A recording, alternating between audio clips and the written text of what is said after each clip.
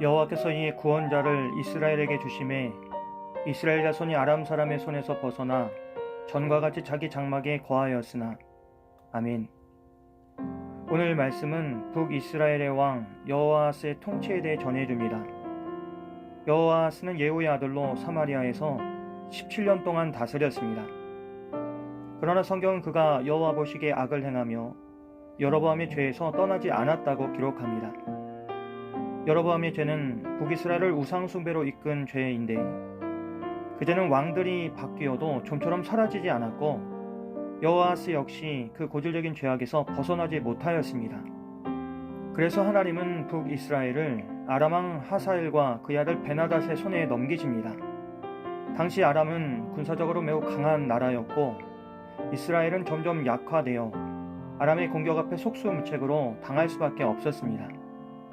아람의 침공은 단순한 전쟁의 수준을 넘어서 북이스라엘의 군사적 기반을 거의 완전히 무너뜨렸습니다. 마치 타작마당에서 티끌이 날려버려지듯 그들은 아람에게 철저히 짓밟혔습니다. 이 말은 곧 왕조와 국가의 존립 자체가 흔들릴 만큼 절망적인 상황이었다는 뜻입니다. 그런데 그런 절망의 순간 여호아스는 하나님께 간구합니다. 그는 평소 신실하지 않았고 신앙의 모범도 아니었으며 앞서 언급된 것처럼 여로보암의 죄에서 돌아서지도 않았습니다. 하지만 위기의 순간 그는 하나님을 찾습니다. 놀라운 점은 그런 여호아스의 기도를 하나님께서 외면하지 않으셨다는 것입니다. 그의 간구가 얼마나 진심이었는지 우리는 알 수 없지만 하나님은 그 부르짖음을 들으셨고 이스라엘을 위해 구원자를 보내십니다. 그렇게 하나님은 은혜를 베푸셨고 이스라엘은 한동안 전쟁의 고통에서 벗어나 각자의 장막에서 살아갈 수 있게 되었습니다. 일시적이나마 평안이 찾아온 것입니다. 그러나 그 다음 이어지는 말씀은 다시 무겁고 안타까운 현실을 전합니다.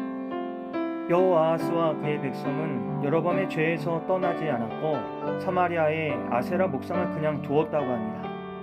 분명 하나님의 구원을 경험했지만 여호아스의 삶과 나라의 방향은 전혀 달라지지 않았습니다. 우상숭배는 여전히 지속되었고 여로보암의 죄악은 여전히 사회와 신앙의 중심에 남았습니다. 이 점에서 우리의 삶을 돌아보게 됩니다. 우리는 수없이 많은 하나님의 은혜를 경험하며 살아갑니다. 건강을 회복하기도 하고 위기의 순간에 구원을 얻기도 하며 생각지 못한 방법으로 인도하신 하나님의 손길을 체험하기도 합니다. 그런데 우리는 그 은혜 이후에 어떻게 살아가고 있습니까? 여호아스처럼 절박할 때는 하나님을 찾지만 상황이 나아지면 다시 이전의 모습으로 돌아가고 있는 것은 아닙니까? 하나님의 은혜는 단지 순간적인 도움이나 문제 해결로 그치는 것이 아니라 우리 삶의 방향 전체를 바꾸는 능력이어야 합니다. 그래서 하나님의 은혜는 우리를 돌이키게 하고 새롭게 하며 다시 시작하게 하는 하나님의 초청입니다. 그러나 안타깝게도 그 은혜의 경험이 곧 변화로 이어지지 않는 경우가 많습니다. 아마도 그 이유는 우리 삶 속에 뿌리 내린 오래된 죄의 습관이나 익숙해진 우상들이 쉽게 뽑히지 않기 때문일 것입니다. 여로보암의 죄가 수십 년 동안 이어졌던 것처럼 우리 삶에도 쉽게 포기되지 않는 우상들이 있습니다. 하나님보다 더 중요하게 여기는 것들, 신앙을 망가뜨리는 습관들, 죄인 줄 알면서도 끊지 못하는 것들이 여전히 우리의 삶의 중심에 자리 잡고 있는 것입니다.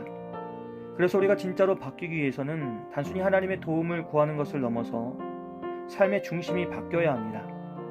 은혜를 주신 하나님을 더 이상 필요할 때만 찾는 분으로 여기지 않고 내 삶의 주인으로 받아들여야 합니다. 구원을 주신 하나님이 우리 삶의 방향과 같이 그리고 행동의 기준이 되실 때에야 비로소 은혜는 변화로 이어질 수 있습니다. 우리 하나님의 은혜를 어떻게 대하고 있습니까? 그 은혜 이후에 우리의 삶은 달라졌습니까?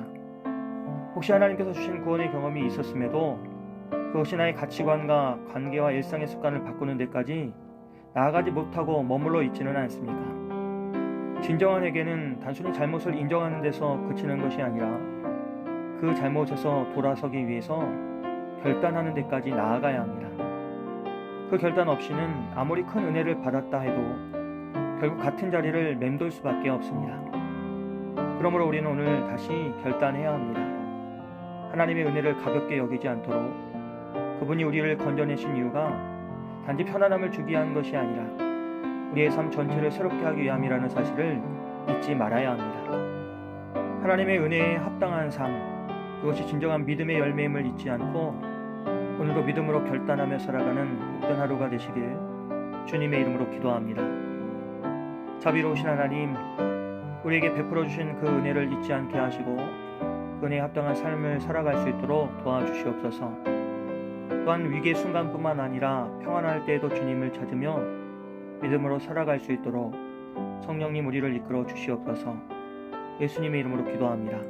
아멘.